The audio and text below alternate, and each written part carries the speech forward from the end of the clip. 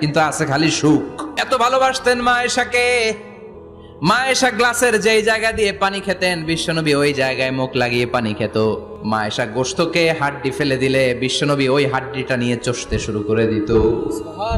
এক বালতি থেকে পানি নিয়ে দুইজনে গোসল করত। আবার বিশ্বনবীর সাথে সাথে মাঝে মাঝে বায়না ধরতো, মাঝে মাঝে রাগও করতো।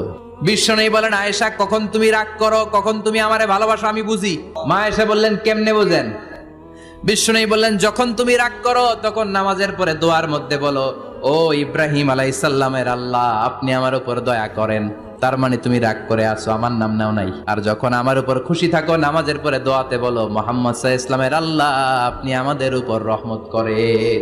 তার মানে খুশির সময় তুমি আমার নাম নাও, রেগে গেলে অন্য নবী দেওয়ার দোয়া সাইরা দাও, রেগে গেলে আমার নামটা নাও না। মা আয়েশা বলে, নবী গো, আমি তো শুধু নামটাই মুখ দিয়ে নেই না, কিন্তু কলিজা থেকে তো আপনারে বাদ দিতে পারি না।